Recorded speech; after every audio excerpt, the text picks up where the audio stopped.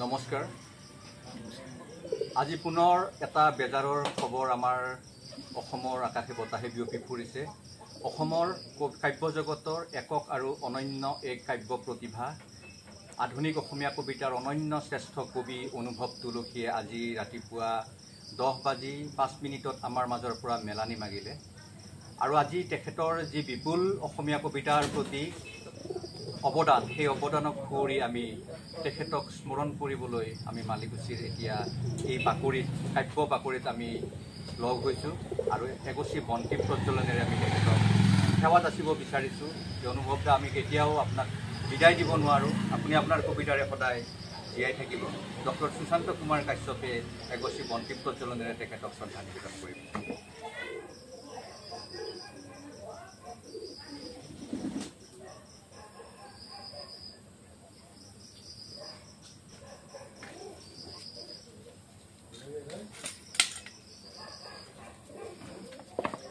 অনুভৱ তুলসীয়ে লিখা শেষটো কবিতা যোৱা 28 জুনত তেখেতে লিখিছিল। সেই কবিতাটো পাঠ কৰি আমি তেখেতক স্মৰণ কৰিব বিচাৰিছোঁ। সৌ সিদিনা গেৰুকামুখত কি দেখিছিলোঁ, সোৱণশিৰি নামে এক নদীৰ মৃত্যু, নে নিজ চকুৰে দেখিছিলোঁ নিজ মৃত্যুৰ প্ৰতিৰূপ। এটা মুহূৰ্ত থন ধৰি উঠিছেনে এই মৃত্যু, এটা মুহূৰ্তত থন ধৰি উঠিছেনে এই মৃত্যু, নে তিলে তিলে লগ লাগি গোট মাৰিছে আৰু এতিয়া হৈছে চুই চাব পৰা, নিজ হাতে নিজ মৃত্যুক চুই চোৱাটো অৱধাৰিত নেকি। এই উপলব্ধি আনন্দৰ নে বেদনাৰ, নে আনন্দ আৰু বেদনা দুটা বস্তু নহয়েই। গছজোপা উভালি এক যন্ত্ৰই ক'ৰবালৈ লৈ যোৱা, নিজ চকুৰে গছজোপাই নিজ মৃত্যু চোৱা, দুয়োৰে মাজত মিল কিমান অমিল। মোৰ খিৰিকী কাষলৈ নিতৌ অহা কণমানি চৰাইটোৱে হয়তো দেখা পাইছে প্ৰতিনিয়ত মোৰ মৃত্যুৰ কৰমৰ্দন, মোৰ মৃত্যুৰ কৰমৰ্দন দেখিছে সেই পক্ষীটোৱে। হয়তো শুনিছেও দুয়োৰ মাজত হোৱা কথা বতৰা, মৃত্যুৱে হয়তো জুখি চাইছে মই কিমান পানীৰ মাছ, মাছ নে ব্ৰঞ্জৰ পুতলা পানীত খল বলাই থকা। পৰিস্থিতি পৰিৱেশৰ বৰশীৰে মৃত্যুৱে মোক ধৰিছে, নে পৰিৱেশ পৰিস্থিতিও মোৰ লগতে মৃত্যুৱে পতা জালত পৰিছে।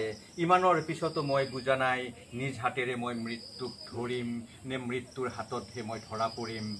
যি সময়ত মোক সকলোৱে এৰিছে সেই সময়ত মৃত্যুৱে মোক কিয় ধৰিছে। যিমান দূৰ মনত পৰে মৃত্যুক মই ভাল পাওঁ বুলি কোৱা নাই, মোৰ আৰু মৃত্যুৰ মাজত বিনিময় হোৱা নাই কোনো প্ৰেম বাৰ্তা। তাৰ পাছতো পৰস্পৰৰে ওচৰা ওচৰি, এজাৰ ফুলাৰ বতৰত আমাৰ মিলন অৱধাৰিত নেকি। নে তল সৰা বকুলৰ লগত দুয়ো উমলি থাকোঁতেই, নে তল সৰা বকুলৰ লগত দুয়ো উমলি থাকোঁতে অনিবাৰ্যভাৱে ইটোৱে সিটোক গবা মাৰি ধৰিম। জীৱনক বিদায় বুলি ক'বলৈ মোক মৃত্যুৱে সুযোগ নিদিব, কিনো বেয়া হ'ব কোৱাচোন সোৱণশিৰি। প্ৰকৃতিৰ লালিতা পালিতা হৈও তুমি বাচিব পৰা নাই, মইনো কোন কোটা ভাগ্যে কোটাই কান্দিব নোৱাৰে। নিজ মৃত্যুত নিজে চকুলো পেলোৱাটো প্ৰকৃতিৰ সন্তানৰ নিয়তি নেকি।